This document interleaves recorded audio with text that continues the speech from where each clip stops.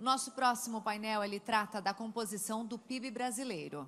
De acordo com os números mais recentes, o PIB do país cresceu 1,9% nos primeiros 3 meses de 2023 em relação ao trimestre anterior. E o que isso significa? Quais são os setores que puxam esse avanço? E o que nós queremos entender com esse painel que reúne representantes de diferentes setores para falar sobre as suas percepções sobre a economia brasileira. Vamos receber a diretora de Administração e Finanças do SEBRAE, Margarete Coelho. Seja bem-vinda.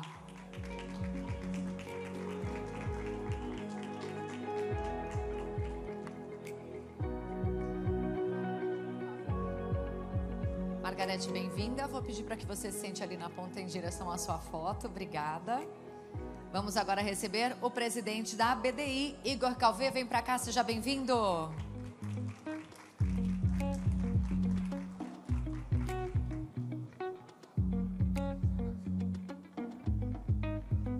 Seja bem-vindo, Igor. E a presidente da Líder Aviação, Bruna Assunção. Vem para cá, seja bem-vinda. Quem vai fazer a mediação do nosso próximo painel é a jornalista Renata Agostini. Bem-vinda mais uma vez. Reforço aqui o convite para que todos que estão nos acompanhando aqui na nossa plateia e também à distância, para que envie as suas perguntas aos nossos painelistas, apontando a câmera do seu celular para o QR Code. Bom painel a todos. Obrigada. Margarete acabou de pontuar a força feminina nesse painel, mas aqui também a ala masculina, muito bem representada por Igor Calvé, composição minoritária do PIB deste painel. Bem, vamos falar sobre PIB. Eu acho interessante, porque eu sou fascinada em tentar juntar economia com política, pela minha trajetória no jornalismo, que eu fiz um pouquinho de cada coisa. Eu gosto de ficar olhando a interseção, porque, em geral, as coisas se conectam muitíssimo. Não só a política influencia bastante a economia, mas, a depender do desempenho do PIB, que é o tema do nosso painel, os ventos da política podem mudar. O órgão mais sensível do corpo humano é o bolso, né, como dizem. Então, as coisas têm muito essa relação. Diante disso, queria começar com Margarete. Margarete, a gente viu, agora a gente estava aqui rememorando os dados do PIB desse ano, né? Então, o primeiro trimestre veio um pouco acima, inclusive, do que se esperava. A gente teve uma revisão ao longo dos últimos meses das expectativas para esse ano, agora já ali na casa de 2,5%, que é a expectativa do governo, o mercado um pouquinho abaixo, mas também já revisou para cima. Mas, quando a gente olha o que aconteceu no primeiro trimestre, a gente vê que o agro foi decisivo. E aí, a gente vai olhando no detalhe, a gente vê que os outros setores nem tanto. Indústria andou de lado, serviços teve um pequeno crescimento, mas o quadro geral não é tão animador, né? Não fosse esse desempenho fantástico do agro, seria diferente. Queria que você trouxesse um pouco de lá para cá, né, do primeiro trimestre até agora em agosto. Como você está vendo esse caminhar da economia, claro, na visão das micro e pequenas empresas, né? Como elas estão sentindo e qual é a perspectiva que você está sentindo para elas? Bom, antes de mais nada, cumprimentar a organização do evento, cumprimentar a Camila, cumprimentar João Camargo, Aninha, e cumprimentar todos da plateia. Me permitam fazê-lo através do governador do estado do Piauí aqui presente, Dr. Rafael Fonteles, cumprimentar todos os colegas aqui do painel. Bom, realmente o desempenho do agro ele foi fantástico, né? O agro cresceu ali em torno de 21,5% e puxou 1,9% do PIB. Mas realmente o recorte que eu gostaria de fazer, a indústria caiu, né? A gente ainda não retomamos a tão almejada reindustrialização para que nós pudéssemos responder melhor pelo PIB. Eu estou num setor que representa pequena e microempresa. E a pequena e microempresa, ela é responsável, agora, nesse trimestre, responsável por 29,5% do PIB brasileiro. Então, ela impacta diretamente na formação do PIB das mais diversas maneiras. Primeiro, pela geração de empregos, que a pequena e microempresa no Brasil, preponderantemente, geram cerca de 50% dos salários do Brasil hoje estão na pequena e microempresa. Ainda para complementar, 52%, mais de 50% dos empregos formais também estão na pequena e microempresa. E agora, nesse trimestre, 710 mil novos postos de trabalho foram gerados pela microempresa. E isso representa 70% do período. Então, além disso, se eu falo de geração de emprego, se eu falo de salário, são dois componentes, né, que impactam diretamente na formação do PIB. Então, não dá para falar de economia, não dá para falar de formação de PIB sem observar a importância da pequena e microempresa. Mas também sem olhar para os grandes gargalos que o setor passa. São gargalos importantíssimos. E se perguntam, né, se nos perguntam o que fazer para melhorar o PIB brasileiro, para puxar o PIB brasileiro para cima, a partir da visão da pequena e microempresa, eu diria que, acima de tudo, investir numa informalidade que é recalcitrante, né? E se pensar no Brasil, em que um MEI, por exemplo, pode se formalizar em 10, 15 minutos através da internet, e que o valor dele é cerca de 10% do salário mínimo, é o valor de contribuição para que ele tenha acesso, por exemplo, à Previdência, e, enfim, todos os incentivos que há, nós diríamos que é um investimento necessário.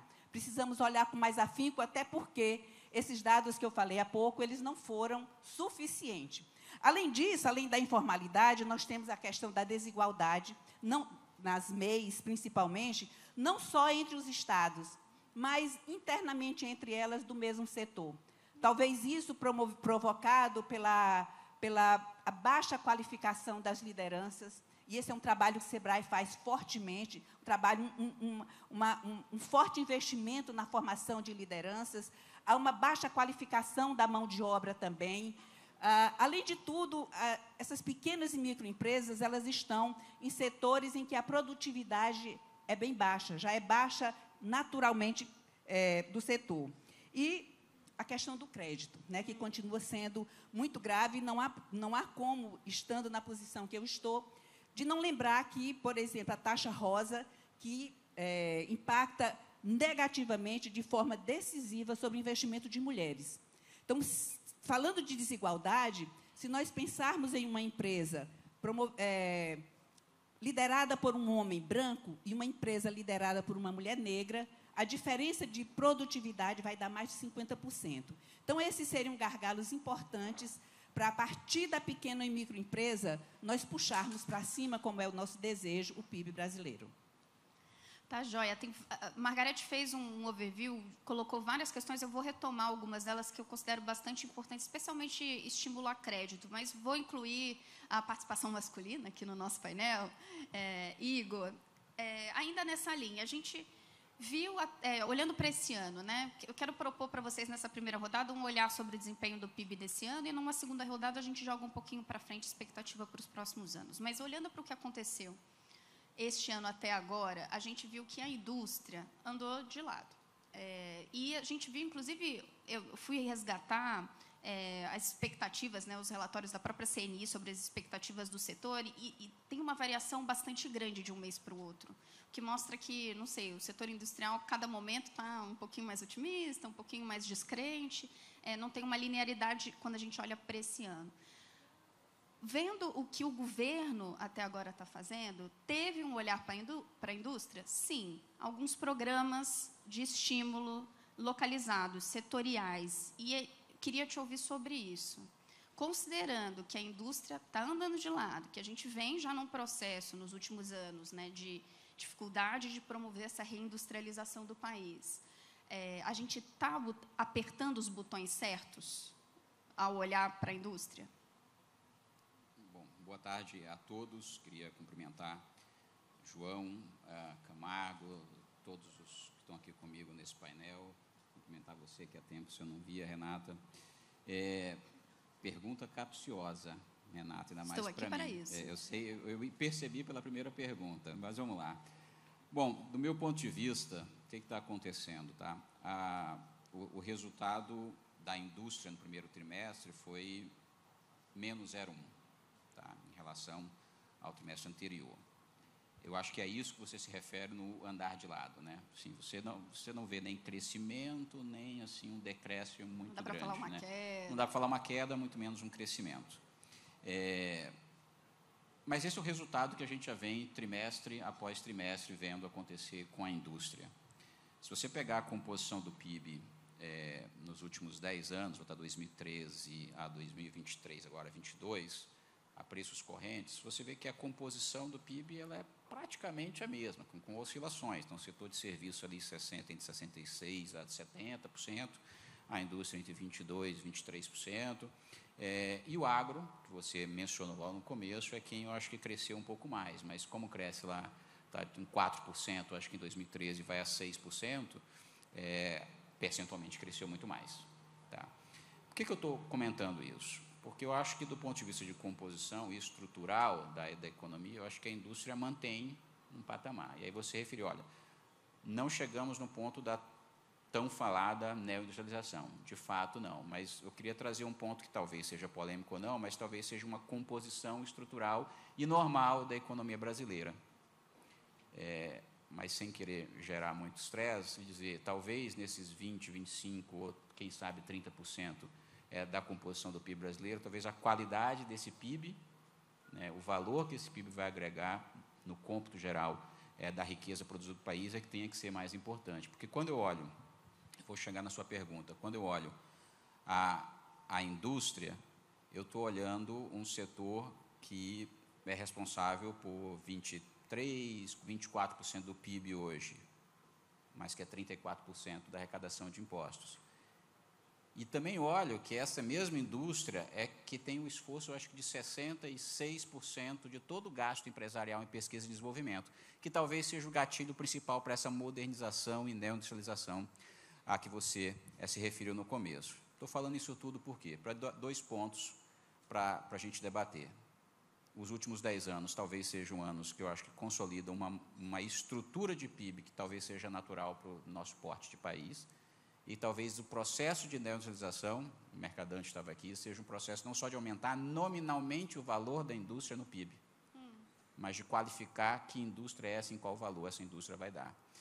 E você se referiu às políticas de governo, não? Então foram políticas, eu diria, centradas, né? Alguma coisa pegou automotivo, uma tentativa de outros setores, eu vi agora coisas relacionadas à depreciação acelerada também.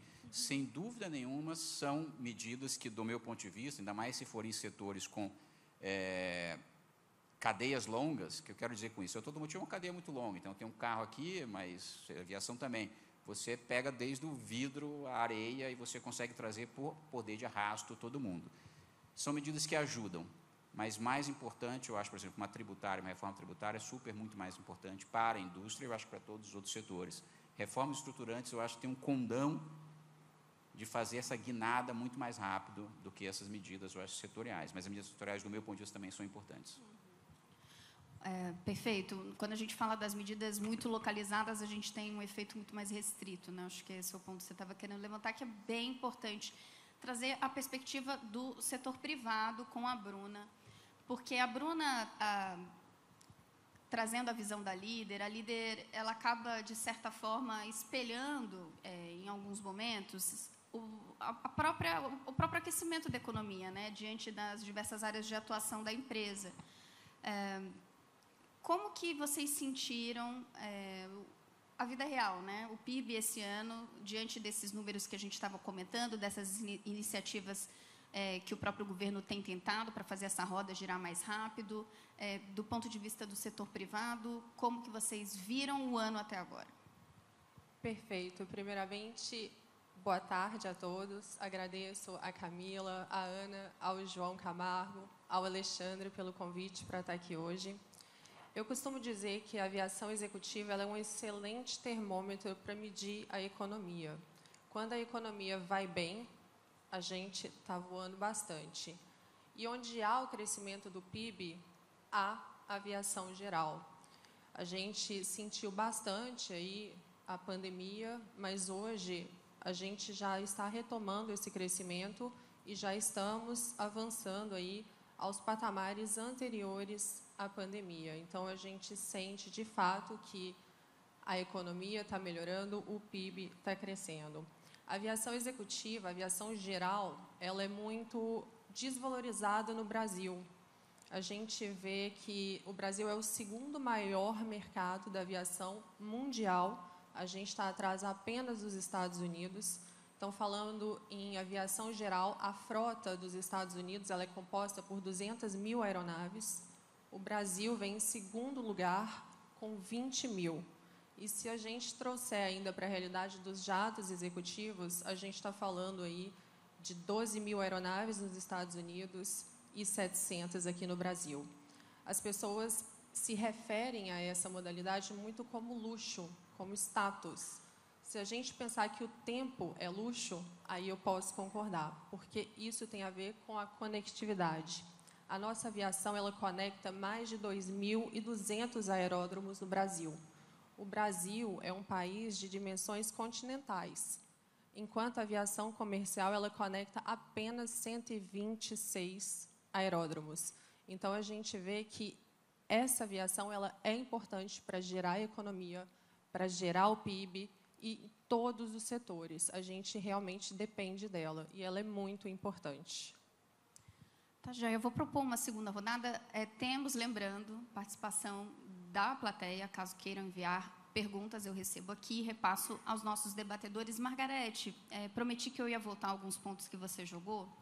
Quando a gente fala sobre desempenho da economia, é impossível pensar em falar em como acelerar o crescimento sem pensar em ganho de produtividade. Está, de certa forma, relacionado um pouco com o que o Igor trouxe, né? Fazer mais do que você já tem. Né? No caso, o olhar dele era específico sobre a indústria. Mas, quando a gente fala em aumento de produtividade, a gente está pensando em, por exemplo, reformas microeconômicas, em aumentar a capacitação, em melhorar índices de educação. Do ponto de vista das micro e pequenas empresas, isso é essencial. Você, o próprio SEBRAE, enxergam atalhos? Porque falar sobre melhorar a capacitação do país com os desafios que temos em educação parece um trabalho, e é um trabalho contínuo de muitas décadas, mas o país tem pressa. Há formas de acelerar isso, para que aceleremos o crescimento? Bom, no SEBRAE, nós nos preocupamos muito com a questão da produtividade. Primeiro, com a questão da qualificação. Hoje, para falar em aumento de produtividade, nós temos que falar em tecnologia. E grande parte da pequena e microempresa sequer tem acesso à internet de qualidade. Então, além de qualificar as pessoas para a utilização das novas tecnologias, nós ainda precisamos dar acesso a elas. Por exemplo, nós citamos agora que um dos grandes responsáveis, aliás, o principal responsável pelo desempenho do nosso PIB, que não foi um PIBão, mas não foi um PIBinho também, foi a agropecuária. E a gente fala agronegócio, e fala agronegócio pensando apenas nas grandes empresas, na agroindústria. E, muitas vezes, até desconsiderando que dizem que foi uma tradução mal feita, né, do agrobusiness. Na verdade, inclui também a economia e a agricultura familiar. E a agricultura familiar não tem acesso à tecnologia, e ela é responsável por grande parte da nossa produtividade.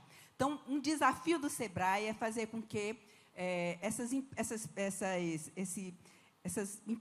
essas pequenas roças, esses pequenos negócios que estão ainda na agricultura familiar, que eles cresçam na questão da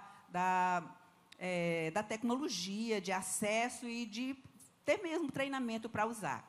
A segunda questão também é do treinamento de liderança. Treinar liderança é extremamente importante, porque a liderança não é só que ela inspira, é que ela é quem puxa a empresa. E trabalhar também na base. Nós temos hoje uma universidade corporativa que nós trabalhamos a educação empreendedora já a partir dos primórdios. Estamos trabalhando muito, muito efetivamente nisso. E fizemos agora também um programa, estamos num programa que é um programa assim, que estou muito encantada com ele, que é o Programa Brasil Mais Produtivo, que é uma parceria com o BIDIC e com o SENAI. E o objetivo dele é exatamente esse, trabalhar investir mais em inovação para melhorar a produtividade. Então, além disso, nós também estamos com um programa que já está em andamento há algum tempo, no Piauí ele é extremamente bem-sucedido, que é o das cidades empreendedoras. Então, as cidades empreendedoras são cidades, estimular as prefeituras com a criação de salas do empreendedor e com parcerias com o SEBRAE, para que o empreendedor tenha ali um ponto de apoio, alguém que pegue a mão, ensine desde como constituir uma empresa até como realizar uma contabilidade e também como encerrar. Nós percebemos que as pesquisas do SEBRAE são extremamente importantes nesse aspecto, acho que o SEBRAE é quem mais pesquisa nessa área, que a mortalidade dessas empresas elas estão cada vez menores, onde há essas salas do empreendedor, e são mais de 2.000 municípios brasileiros que já têm essas salas. Então, nós estamos aumentando a capilaridade, chegando mais próximo, fazendo uma busca ativa também. Nós temos um programa de aceleração das startups, extremamente importante também, que já conectou mais de 1.000 negócios inovadores nos mercados internacionais. E o programa de educação empreendedora, que está em quase todas as escolas, em mais de 2.000 municípios brasileiros. Então, acho que trabalhando com inovação, com tecnologia, com educação empreendedora, e melhorando o acesso ao crédito, que isso o SEBRAE já faz através do seu FAMP, né, garantindo esses créditos, nós temos contribuído, a partir da pequena e microempresa, bastante com a formação e com as elevações dos índices do nosso PIB. A Margarete não respondeu, mas a resposta é não tem atalho, né, Margarete? É não, trabalho duro, não tem jeito. Eu estava querendo um atalho aqui, mas não tem Não, como. atalho não tem. É trabalho duro, árduo, é muito compromisso e muita determinação. Mas eu quero pegar um trecho do que a Margarete falou para jogar para o Igor no seguinte sentido. Margarete comentou, a gente não estamos diante da expectativa de um PIBão, mas também não é um PIBinho. De fato, inclusive, à luz dessas últimas revisões de projeção, se a gente pensa no final do ano em que cheguemos a 2,5% de crescimento, vai todo mundo respirar aliviado, porque a expectativa inicial era ainda mais baixa. Mas se a gente pega a expectativa que tem hoje no Focus, para ano que vem e para os próximos anos, a gente tem abaixo de 2%. Nesse momento, para o ano que vem, é na casa de 1,5%, 1,3%. Para o Brasil, é muito pouco, para as demandas que a gente tem. E aí, de novo, puxando aqui, Igor, o seu olhar sobre a própria indústria, tem um papel grande para alavancar isso, acelerar. Qual é o caminho, não vou te pedir atalho de novo, mas qual é o caminho nesse sentido para que a gente possa, para os próximos anos, não ver essa indústria andando de lado, como a gente falava. Imagino que tem aí um debate grande sobre indústria 4.0, inovação, não tem como escapar, né? Isso, Renato. Eu vou me atrever e pegar um pouquinho da fala da Margarete, trazer alguns pontos que ela trouxe e complementar com a pergunta, a resposta que eu vou dar à sua pergunta. Bom, toda essa discussão da nossa produtividade, da melhoria da nossa indústria em prol do PIB, né, de aumento do PIB, pode parecer muito básico, mas vou falar, passa por isso que você comentou da capacitação, da educação técnica. Eu vou dar um exemplo.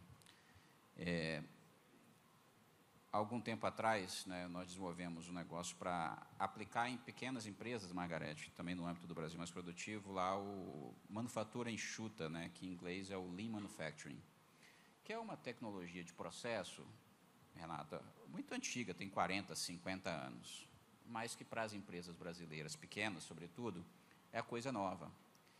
E aí você leva numa empresa no norte do país ou no nordeste do país, com poucas qualificações internas, e nós colocamos lá evitar desperdício. Então, se o cara está batendo um martelo aqui, em vez do prego estar a 50 metros, você traz perto, você diminui o custo, o tempo de deslocamento dele, ele aumenta ali a produtividade. E em algumas empresas sofreram incríveis 70% de aumento de produtividade, com essas coisas muito simples, que eu posso chamar de uma tecnologia de processo, uma inovação de processo.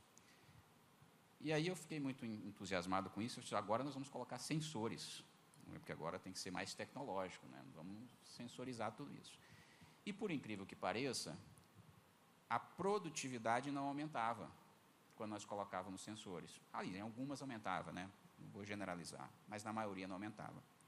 Você sabe o que acontecia, Renata, e todos que nos ouvem?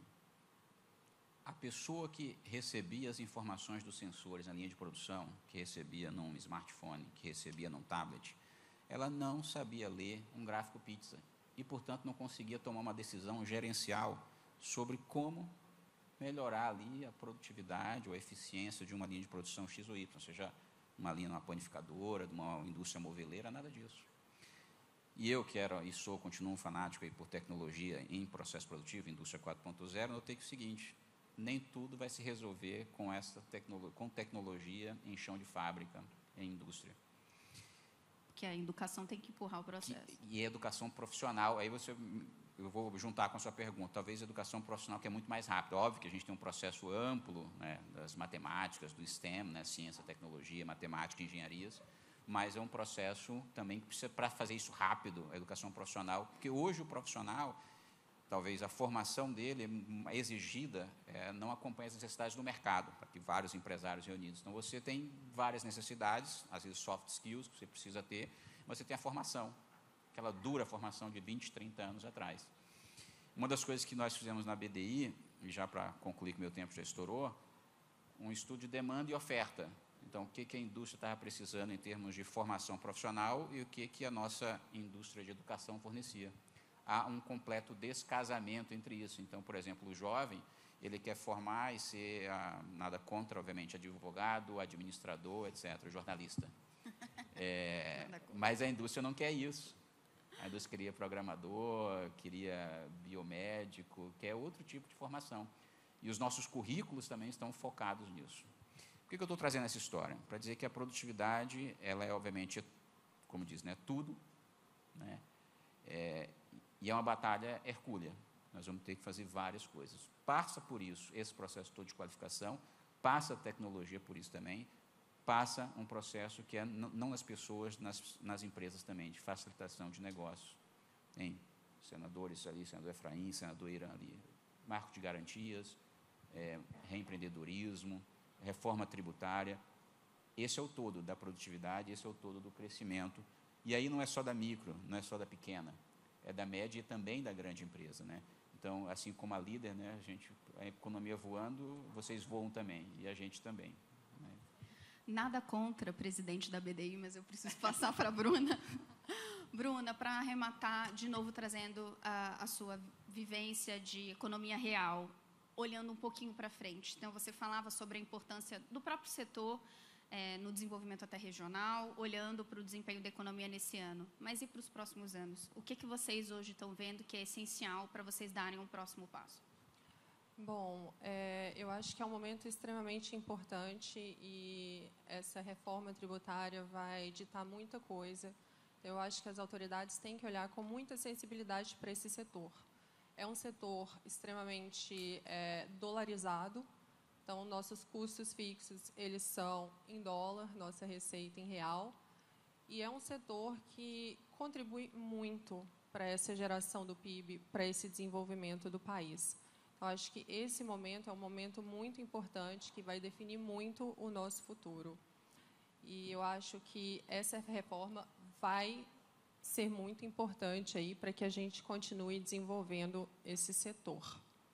Obrigada. Nosso tempo, infelizmente, acabou. O nosso debate é riquíssimo, mas o nosso tempo é curto. Ainda tem outro painel, tem um monte de gente aguardando. Margarete, muito obrigada. Igor, Bruna, obrigada pelo debate riquíssimo. Até a próxima.